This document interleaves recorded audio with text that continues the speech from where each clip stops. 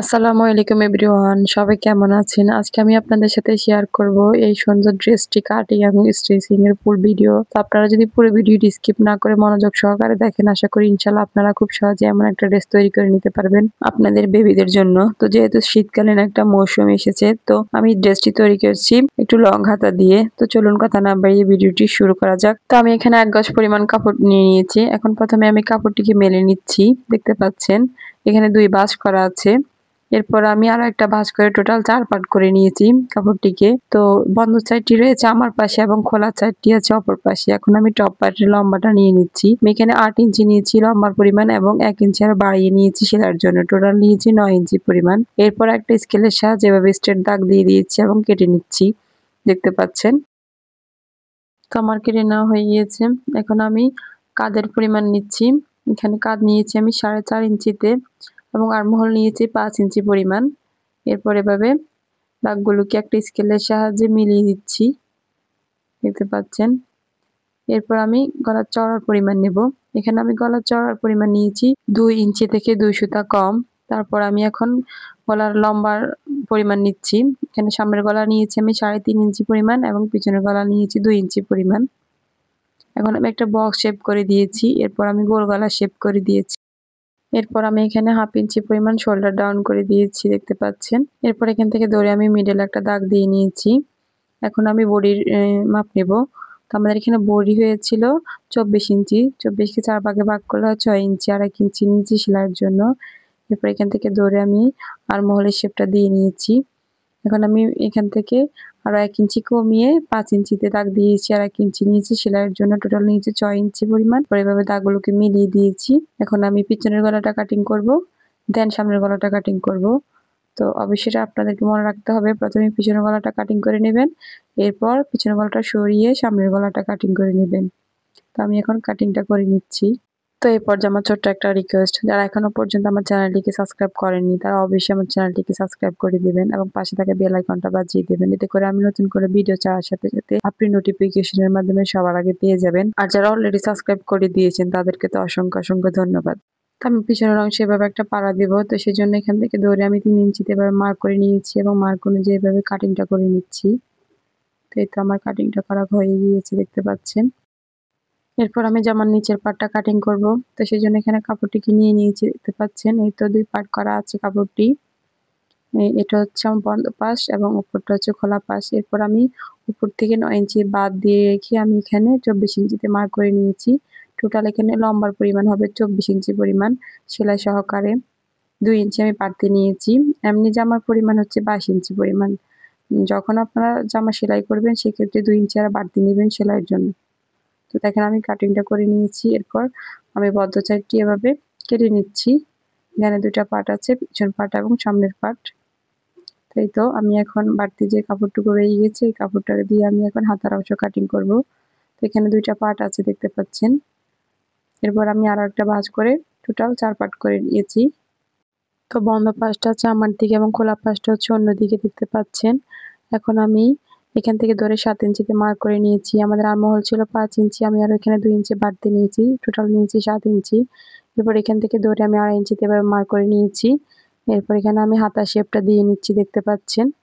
এখানে আমি হাতার মোহরে নিয়েছি 3.5 ইঞ্চি পরিমাণ আর 1 ইঞ্চি নিয়েছি সেলাইয়ের জন্য, টোটাল 4.5 ইঞ্চি নিয়েছি। এরপর এখান থেকে ধরে আমি দাগগুলোকে এভাবে মিলিয়ে নিচ্ছি, দেখতে পাচ্ছেন। এরপর আমি দাগ অনুযায়ী কাটিংটা করে নিচ্ছি।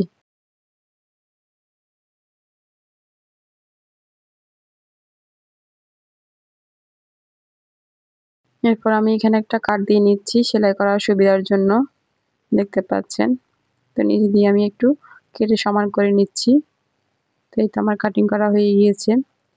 এরপর যে বাড়তি কাপড়টুকু রয়েছে এই কাপড়টুকু দিয়ে আমি এখন গলার জন্য পাইপিং কাটিং করব। তো দেখেন এইভাবে বাঁকা করে স্কেলের সাহায্যে মার্ক করে নিচ্ছি। তো অবশ্যই এটা বাঁকা করে কাটিং করতে হবে। এটা আমি এখন মার্কগুলো করে নিচ্ছি। এরপর আমি মার্ক অনুযায়ী কাটিং করে নেব।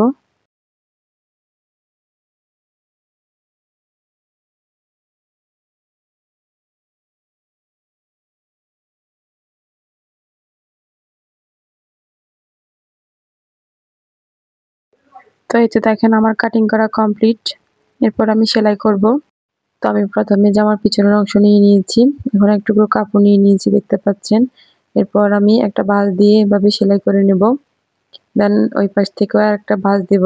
এই তো দেখেন, এই পাশ করে এনে তারপর সুইটাকে গেঁথে রেখে তারপর কাপড়টিকে বাঁকা করে ধরে তারপর সেলাই করে নিতে হবে। তো এই পাশ থেকেও এভাবে ভাঁজ করে, অর্থাৎ 3 দিকে এভাবে ভাঁজ করে সেলাই করে নিতে হবে। তো এই তো আমার সেলাই করা হয়ে গিয়েছে। এখন আমি জামার কাপড়টুকু নিয়ে নিয়েছি। এখানে যে পট্টির কাপড়টুকু আছে, পট্টির কাপড়টুকু রেখেছি সোজা সাইডে এবং জামার কাপড়টিকে রেখেছি উল্টো সাইডে। তো 2টা কাপড় ভালো করে সেট করে ধরে আমি এখন সেলাই করে নিচ্ছি। তো পট্টির কাপড়টিকে রাখতে হবে মাঝখান বরাবর, এভাবে রেখে তারপর সেলাই করে নিতে হবে। চাইলে আপনারা মাঝখান দিয়ে প্রথমে একটা ভাঁজ করে তারপর সেলাই করে নিতে পারেন। তো এই তো আমি সেলাই করে নিয়েছি। এরপর আমি বাড়তি কাপড়টুকু এভাবে কেটে ফেলে দিচ্ছি এবং মাঝখান দিয়ে এভাবে যতটুকু কাটা ছিল অতটুকু পরিমাণ কেটে নিচ্ছি। তাই তো এরপর আমি কাপড়টিকে এভাবে উল্টো সাইডে নিয়ে নিচ্ছি। এরপর উপর থেকে একটা চাপ সেলাই দিয়ে নেব। তাই তো দেখেন, আমি ভালো করে সেট করে ধরে তারপর আমি উপর থেকে একটা চাপ সেলাই দিয়ে নিচ্ছি। এভাবে আসলে ঘুরিয়ে নিতে হবে কাপড়টিকে। এই সাইড থেকে এভাবে সেলাই করে নিতে হবে। এরপর সাইড থেকে আরো একটা সেলাই বসিয়ে দিতে হবে।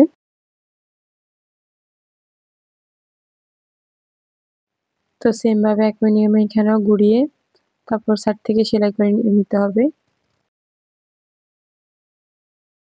তো এই তো আমার সেলাই করা কমপ্লিট। তো দেখেন, এখন আমি নিচের কাপড়টিকে রেখেছি সোজা সাইডে এবং উপরে যে কাপড়টিকে রেখেছি সেটা রেখেছি উল্টো সাইডে। 2টা কাপড় ভালো করে সেট করে ধরে আমি এখন কাঁধের অংশটা সেলাই করে নিচ্ছি। তো এখানে ডাবল সেলাই করে নিতে হবে। এই তো আমি এখন ডাবল সেলাই করে নিচ্ছি। তো একই নিয়মে আমি অপর কাঁধটাও জয়েন করে নেব। এখানেও ডাবল সেলাই করে নিতে হবে।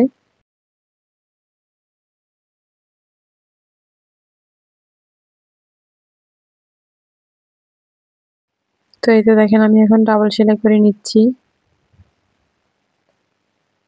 তো আমার সেলাই করা কমপ্লিট।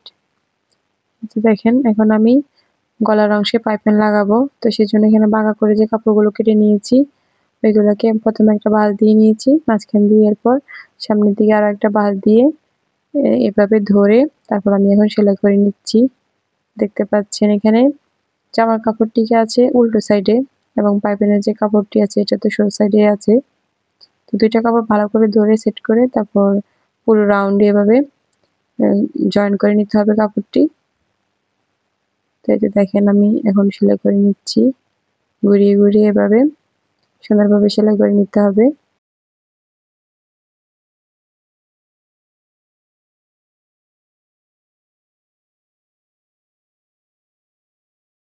তো এই পর্যায়ে আসলে যে অতিরিক্ত কাপড়টুকু আছে এভাবে কেটে ফেলে দিতে হবে এবং কাপড়টিকে এভাবে ভাঁজ করে এভাবে তারপর সেলাই করে নিতে হবে।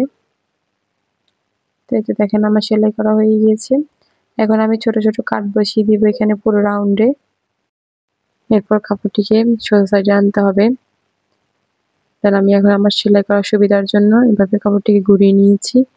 এরপর একটা ভাঁজ করে তারপর সেলাই করে নিতে হবে। আশা করি দেখে বুঝতে পারছেন আমি কিভাবে সেলাইটা করছি বা কিভাবে ভাঁজটা দিচ্ছি।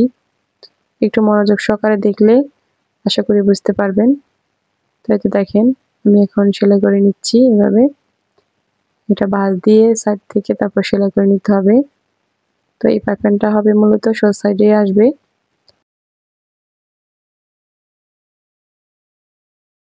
তো চেষ্টা করবেন ধার ঘেঁষে সেলাই দেওয়ার জন্য এক সাইড থেকে, তাহলে দেখতে সুন্দর লাগে।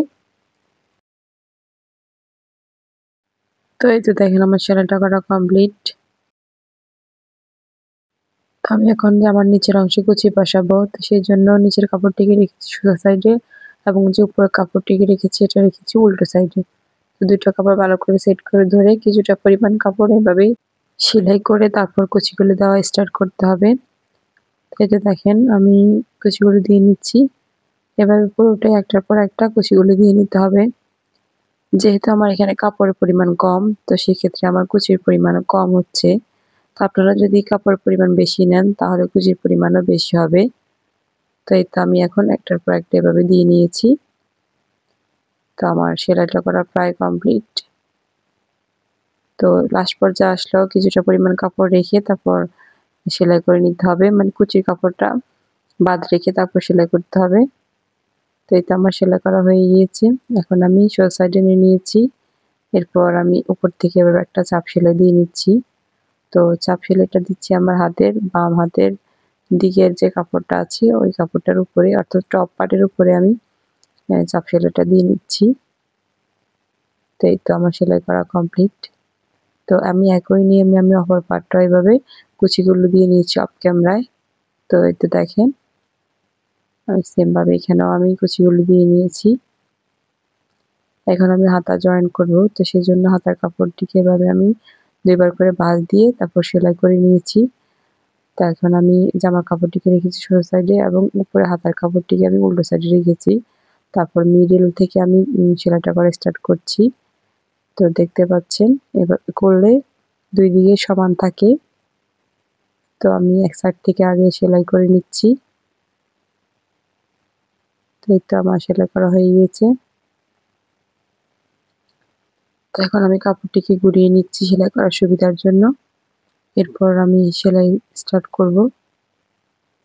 তো এই তো আমি এখন সেলাই করে নিচ্ছি।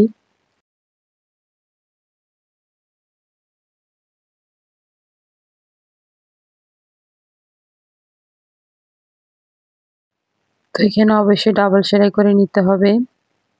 তো এটা দেখেন আমি এখন ডাবল সেলাই করে নিচ্ছি।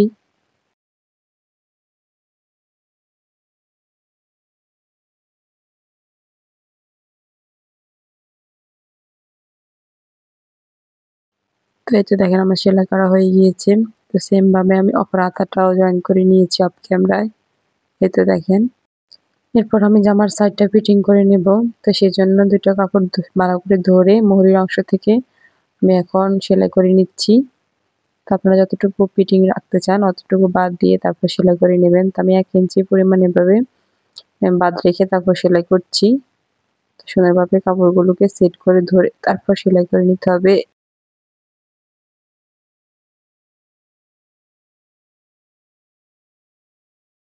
তো এই তো দেখেন আমার সেলাই করা কমপ্লিট। তো এখানে অবশ্যই ডাবল সেলাই করে নিতে হবে। তো আমি এখন ডাবল সেলাই করে নিচ্ছি। তো আমি চেষ্টা করেছি আপনাদেরকে খুব ভালোভাবে বুঝিয়ে দেওয়ার জন্য। তারপর যদি আপনাদের কোথাও বুঝতে অসুবিধা হয়ে থাকে তাহলে অবশ্যই আমাকে কমেন্ট বক্সে কমেন্ট করতে পারেন। তো দেখতে পাচ্ছেন আমার ডাবল সেলাইটা দেওয়া প্রায় কমপ্লিট। তো এই তো দেখেন সেলাইটা করা হয়ে গিয়েছে। এখন আমি সেম নিয়মে অপর পাশেও এভাবে সেলাই করে নিয়েছি। এরপর আমি জামার নিচের বর্ডার অংশটা সেলাই করব। তো সেজন্য প্রথমে একটা ভাঁজ দিয়েছি, দেন আরো একটা ভাঁজ দিয়ে তারপর আমি সেলাই করে নিচ্ছি। দেখতে পাচ্ছেন কিভাবে ভাঁজটা দিয়েছি। তো এভাবে আমি পুরো রাউন্ডে এভাবে সেলাই করে নেব। আশা করি দেখে বুঝতে পারছেন। আমার ভিডিওটি যদি ভালো লেগে যায় আপনাদের কাছে তো প্লিজ একটা লাইক দিতে ভুলবেন না। আর এরকম নিত্য নতুন ভিডিও পেতে হলে অবশ্যই আমার চ্যানেলটিকে সাবস্ক্রাইব করে পাশে থাকবেন।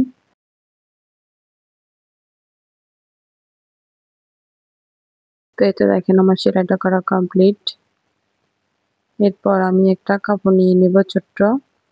দেখতে পাচ্ছেন 2 পাশ থেকে এভাবে ভাঁজ করে নিয়েছি প্রথমে, এরপর মাঝখান দিয়ে আরেকটা ভাঁজ দিয়ে তারপর আমি সেলাই করে নিয়েছি। আমরা যেমনটা সালোয়ারের ফিতা তৈরি করি সেম নিয়মে এখানেও সেলাই করে নিতে হবে। এটি আমি জামার পিছনের অংশে লাগাবো বাটন লাগানোর জন্য। তো দেখেন আমি সাইড থেকে অতিরিক্ত কাপড়টুকু কেটে ফেলে দিয়েছিলাম। এরপর এভাবে ধরে তারপর সেলাই করে নেব। এরপর সাইড থেকে একটা বাটন লাগিয়ে দিলে কমপ্লিট জামা। তো আশা করি দেখে বুঝতে পারছেন কতটা সহজ। তো আজকের মতো এই পর্যন্তই। আল্লাহ হাফেজ।